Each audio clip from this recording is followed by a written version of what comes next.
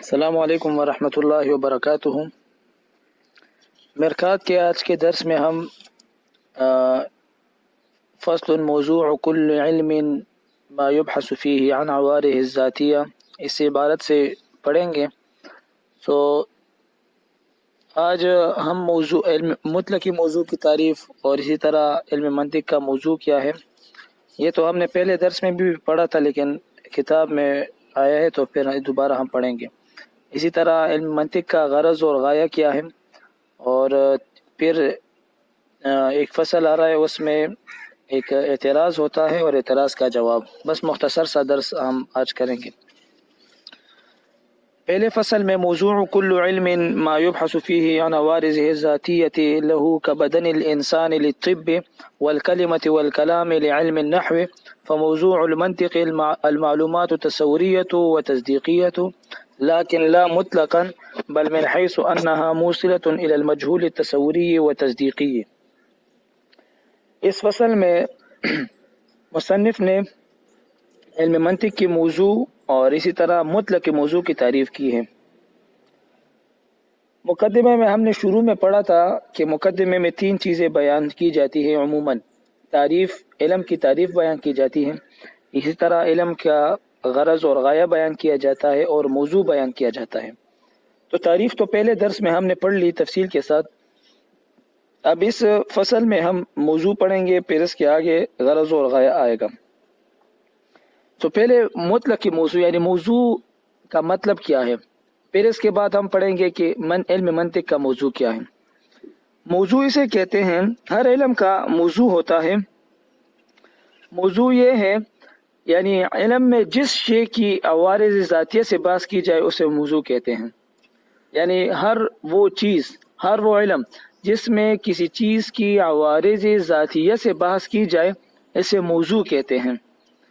اور جیسے مثال کے طور پر علم طب یعنی میڈیکل، اس میں انسان کے بدن کے عوارض ذاتیہ سے بحث کی جاتی ہے۔ انسان کے بدن کو جو عوارضات لاحق ہوتی ہے، عارض ہوتی ہے، اس سے بحث کی جاتی ہے۔ مثلا وہ کیسے بیمار ہوتا ہے، وہ کیسے تندرست ہوتا ہے، اور اس طرح مختلف جو عوارض اس کی شکل میں آتے ہیں، یہ اس کا موضوع ہے۔ علم طب کا موضوع انسانی بدن ہے، یعنی انسانی بدن کو جو شے عوارض ہوتی ہے وہ اس کا موضوع ہے۔ تو اسی طرح علم نحو میں کلمہ اور کلام، اس کے اعراب اور بنا کے اعتبار سے علم نحو میں بحث کی جاتی ہے، تو علم کا موضوع ہے۔ تو اس طرح علم منطق کا بھی ایک موضوع ہے۔ علم منطق کا موضوع بھی میں آپ کو بتاتا ہوں۔ علم منطق کا موضوع معلومات تصوریہ اور معلومات تصدیقیہ، یہ لیکن مطلق نہیں بلکہ یہ کہ آپ کو مجہول تصور یا مجہول تصدیق کی طرف آپ کو فائدہ دے یا آپ کو پہنچا دے، تو اسے یہ علم منطق کا موضوع ہے۔ یعنی آپ کو یہ تفصیل تو پہلے بھی میں نے کی تھی پہلے درس میں، یعنی ایک تصور آپ کو معلوم ہے، اور اس تصور کو جو تصورات آپ کو معلوم ہے ان تصورات کو آپ نے ایک ترتیب دیا، جسے نظر کہتے ہیں۔ اس ترتیب نے آپ کو ایک نامعلوم تصور کی طرف پہنچا دیے، تو یہ علم منطق کا موضوع ہے۔ تو جو تصور معلوم ہو وہ آپ کو نامعلوم تصور تک پہنچا دے، اسے علم منطق کے اصطلاحات میں معرف کہتے ہیں یا قول شارح کہتے ہیں۔ اور جو تصدیق معلوم ہو اور وہ تصدیق آپ کو ایک نامعلوم تصدیق تک پہنچا دے، تو علم منطق کی اصطلاح میں اسے حجت کہتے ہیں۔ تو علم منطق کا موضوع دو چیزیں ہیں، معرف اور حجت۔ معرف سے معلوماتی تصوری مراد ہے جو آپ کو مجہولی تصوری تک پہنچا دے، اور حجت سے آپ کو معلومات تصدیقیہ مراد ہے جو آپ کو نامعلوم تصدیقات کی طرف پہنچا دے۔ اس میں ایک بات ہو گئی کہ علم کا موضوع وہ ہے جس کے عوارض ذاتیہ میں سے بحث کی جاتی ہیں۔ آپ کو میں ایک تفصیل بتاتا ہوں۔ جب ایک شے دوسری شے کو عارض ہوتی ہے تو جو چیز عروض کرتی ہے اسے عارض کہتے ہیں، اور جس چیز کے ساتھ وہ عارض ہوتی ہے وہ معروض کہلاتا ہے۔ جب ایک شے دوسری شے کو عارض ہوتی ہے، مثلا انسان کو تعجب عارض ہوتا ہے تو انسان معروض ہے، تعجب عارض ہے۔ اس طرح انسان کو حرکت عارض ہوتی ہے تو انسان معروض ہے، حرکت عارض ہے۔ اس طرح انسان کو ضحک عارض ہوتی ہے تو ضحک عارض ہے، انسان معروض ہے۔ اسی طرح مختلف اور بھی ہے۔ تو جب ایک شے دوسری شے کو عارض ہوتی ہے تو اس کے دو حال ہیں، یا تو وہ کسی واسطے کے ذریعے سے عارض ہوگی یا بغیر کسی واسطے کے۔ یعنی ایک شے جب دوسری شے کو عارض ہوتی ہے تو ان دونوں کے عارض اور معروض کے درمیان کوئی واسطہ ہوگا یا کوئی واسطہ نہیں ہوگا۔ اگر بغیر واسطے کے ہو تو یہ ایک صورت ہے۔ اس کی مثال اس طرح ہے جیسے تعجب انسان کو عارض ہوتا ہے، تو تعجب انسان کو عارض ہوتا ہے تو یہ بغیر کسی امر ثالث کے، بغیر کسی واسطے کے عارض ہوتا ہے، تو یہ ایک صورت۔ اور اگر واسطے کے ساتھ عارض ہو تو پھر اس کے دو حال ہیں، پھر واسطہ اس معروض کی جز ہوگی یا اس سے خارج ہوگی۔ یعنی مثال جو شے عارض ہوتی ہے یا وہ بغیر کسی واسطے کے معروض کو عارض ہوگی یا کسی واسطے کے ساتھ۔ اگر بغیر کسی واسطے کے ہو تو یہ ایک صورت، جیسے تعجب انسان کو بغیر کسی واسطے کے عارض ہوتی ہے۔ اور اگر واسطے کے ساتھ عارض ہو تو پھر وہ واسطہ اس معروض کا یا جز ہوگا یا معروض سے خارج ہوگا۔ اگر وہ واسطہ اس معروض کی جز ہو تو یہ دوسری صورت ہے، جیسے حرکت انسان کو عارض ہے، حرکت انسان کو عارض ہے اور اس میں یہ واسطے کے ساتھ عارض ہے، تو اس میں واسطہ کیا ہے؟ حیوانیت اس میں واسطہ ہے۔ یعنی انسان چونکہ حیوان ہے اس لیے یہ متحرک ہے، اور یہ حیوان انسان کا جز بھی ہے معروض کا، سو یہ دوسری صورت ہو گئی۔ اور اگر وہ واسطہ معروض کا جز نہ ہو بلکہ اس سے خارج ہو تو خارج پھر خالی نہیں ہے، تو وہ خارج واسطہ خارج ہو کر وہ واسطہ معروض کے متساوی ہوگا، تو یہ تیسری صورت ہے۔ جیسے ضحک انسان کو عارض ہے بواسطہ تعجب کے، انسان کو ضحک عارض ہے، اس میں درمیان میں واسطہ ہے۔ واسطہ کیا ہے؟ وہ تعجب ہے، کیونکہ اگر کوئی چیز آپ کو تعجب میں ڈالتی ہے تو پھر اس سے ہنسنا پڑتا ہے، جو چیز آپ کو تعجب میں نہیں ڈالتی تو اس سے وہ انسان ضحک نہیں کرتا، اور تعجب انسان کا امر مساوی ہے۔ تو یہ صورت تیسری، یا وہ واسطہ انسان کا مبین ہوگا تو یہ چوتھی صورت ہے، یا انسان سے اعم ہوگا یہ پانچویں صورت ہے، یا وہ معروض سے اخص ہوگا تو یہ چھٹی صورت ہے۔ تو خلاصہ یہ ہے جب ایک شے دوسری شے کو عارض ہوتی ہے تو یہ یا تو وہ کسی واسطے کے بغیر عارض ہوگی یا واسطے کے ساتھ۔ اگر بغیر کسی واسطے کے عارض ہو تو یہ پہلی صورت، جیسے تعجب انسان کو بغیر واسطے کی ہوتی ہے۔ اگر واسطے کے ساتھ ہو تو پھر یہ دو حال سے خالی نہیں، یا تو وہ واسطہ یہ معروض کا جز ہوگا یا وہ معروض سے خارج ہوگا۔ اگر وہ واسطہ معروض کا جز ہے تو یہ دوسری صورت ہے، جیسے حرکت انسان کے لیے عارض ہے اور واسطہ حیوانیت اور حیوان انسان کا جز ہے۔ اور اگر وہ واسطہ معروض کا جز نہ ہو بلکہ اس سے خارج ہو تو خارج پھر حال نہیں، یا تو وہ مساوی ہوگا جیسے ضحک انسان کے لیے، یا وہ مباین ہوگا جیسے حرکت ناطق کے لیے، یا وہ اعم ہوگا یا وہ اخص ہوگا۔ تو یہ 6 صورتیں بن گئی۔ تو اب ان 6 صورتوں میں سے پہلی صورت جو بغیر کسی واسطے کے ہو، دوسری صورت جو بواسطہ ہو لیکن وہ واسطہ معروض کا جز ہو، تیسری صورت جو بواسطہ ہو لیکن واسطہ معروض کا امر مساوی ہو۔ تو یہ 3 صورتیں عوارض ذاتیہ کہلاتی ہے، اور یہ 3 باقی صورتیں جو عارض بواسطہ ہو لیکن واسطہ معروض سے اخص ہو یا اعم ہو یا مباین ہو، یہ 3 صورتیں عوارض غریبیہ کہلاتی ہے۔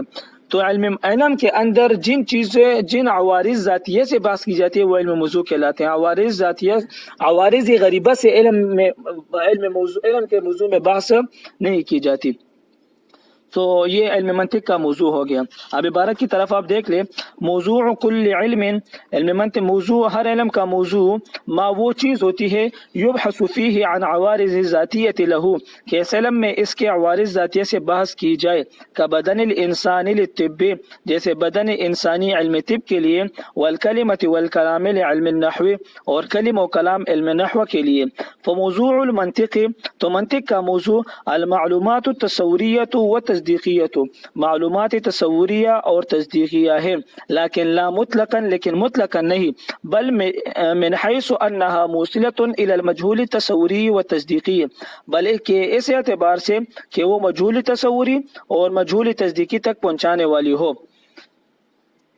فائدۃ، تو یہ علم منطق کا موضوع ہو گیا۔ اب آگے فائدے میں مصنف علم منطق کا غرض و غایہ بیان کرنا چاہتے ہیں۔ مصنف فرماتے ہیں فائدہ علم جاننا چاہیے ان لکل علم و صناعت غایت کہ ہر علم اور صنعت کے لیے کوئی نہ کوئی غرض و غایت ہوتی ہے، وإلا ورنہ لکان طلبہ عبثا ورنہ اس کا طلب عبث ہوگا، والجد فیہ لغوا اور اس میں کوشش کرنا بیکار ہوگا، وغایت علم المیزان اور علم میزان کی غرض فکر میں غرض الاصابۃ فی الفکر فکر میں درستگی کو پہنچنا، وحفظ الرأی عن الخطأ فی النظر اور نظر میں خطا کرنے سے رائے کو محفوظ رکھنا ہے۔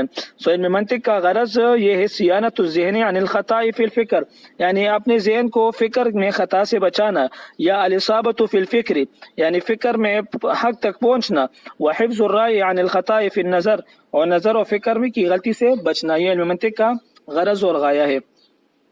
آگے فصل میں مصنف فرماتے لا شغل للمنطقی من حیث انہ منطقی یبحث الالفاظ کیف وهذا البحث بمعزل عن غرضه۔ اس عبارت سے مصنف کا مقصد ایک اعتراض کا جواب دینا ہے۔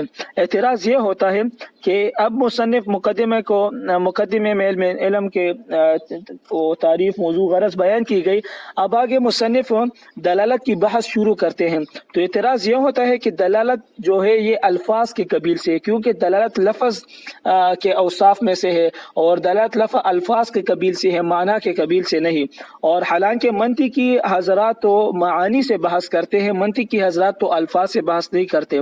تو مصنف نے جو دلالت کی بات شروع کی ہے تو یہ اپنے غرض سے اور اپنے مقصد سے اور اپنے مطمع نظر سے ہٹنا ہے، حالانکہ اس کو معانی سے بحث کرنا چاہیے، الفاظ سے بحث نہیں کرنا چاہیے۔